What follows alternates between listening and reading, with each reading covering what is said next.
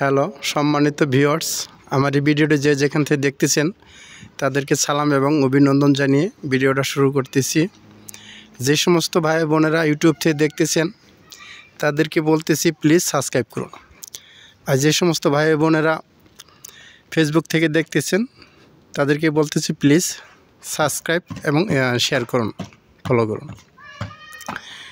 তাহলে দেখুন, খুব সুন্দর একটা পরিবেশ, একটা নতুন শহর বা রিসোর্ট বলল ভুল হবে না।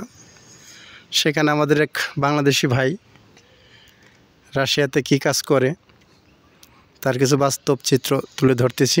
দেখুন, এই যে আমার এক বড় ভাই, সে এখানে টাইলসের কাজ করে এবং শুধু টাইলস না, সে ওয়েল্ডিং এবং টাইলস এবং বিভিন্ন ধরনের কাজ করে।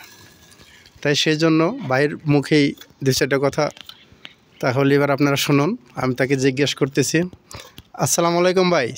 ওয়ালাইকুম আসসালাম ওয়া রাহমাতুল্লাহ। হ্যাঁ, কেমন আছেন ভাই? আছি ভাই, আলহামদুলিল্লাহ। নাম কি আপনার? আমার নাম মনিরুল ইসলাম সবুজ। বাংলাদেশে কোন জায়গায় আপনার বাড়ি? মেহেরপুর ডিস্ট্রিক্ট, গাংনী থানা। আচ্ছা, ঠিক আছে। আমাদের বাংলাদেশি ভাইয়েরা তো অনেকেই রাশিয়াতে আসার জন্য ইচ্ছুক। তারা বিভিন্ন ধরনের প্রশ্ন করে আমাকে যে ভাই ওখানে আসলে কাজ কাম শিখে আসতে হবে কি না, বা ওখানে গেলে কি কাজ করতে পারবো কি না, নাকি আবার রাশিয়ায় যুদ্ধে পাঠিয়ে দিবে, এই ধরনের নানান কিছু ওরা ভয়ে থাকে।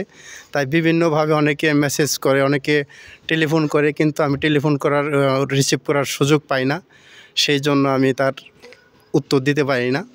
এই জন্য তার এই ভিডিওতে কিছু কথা তুলে ধরতেছেন আমার ভাই। তাহলে দর্শকের উদ্দেশ্যে, আচ্ছা ভাই বলুন, কি অবস্থা? ভাই আমি যেখানে আছি এখানে আলহামদুলিল্লাহ ভালো আছি। এখানে মানে ওইভাবে কোনো সৈনিকে যোগ দেওয়া বা করা এরকম কোনো কিছু নেই। কাজ করি, কাজের মাধ্যমে সারাদিন কেটে যায় এ পর্যন্ত ভাই। তার কি এরকম ইনকাম কি রকম করা যায় এখানে? ইনকাম আছে 50-60 হাজার টাকা এরকম ম্যাক্সিমাম হয় আর কি। এটি তো যারা মনে করেন যারা লেবার, ওরা যারা স্কিল ওয়ার্কার, এদের যারা স্কিল ওয়ার্কার তাদের বেতন বেশি, তারা হয়তো কেউ 1 লাখ 1,20,30 ইনকাম করে। আপনি কীরকম ইনকাম করেন তাই তো বলেন না ভাই। ভাই আমি এরকম বলতে আমার বেসিক বেতন মোটামুটি ধরেন 1 লাখ কাছাকাছি আর কি। জায়গা আলহামদুলিল্লাহ। তাহলে তো এখন আমার ভাইয়ের মুখেই আপনারা শুনলেন। এই জন্য দর্শকদেরকে ধন্যবাদ জানাবো।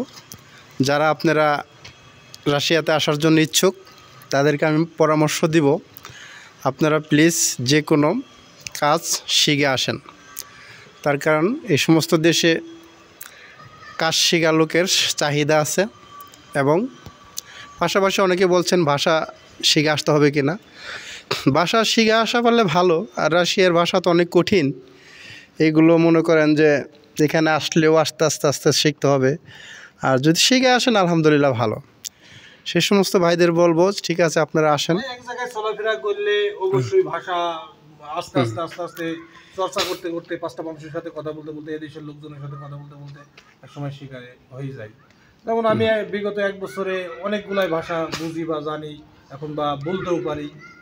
এই ধরেন চর্চার উপরে নির্ভর করে এগুলো।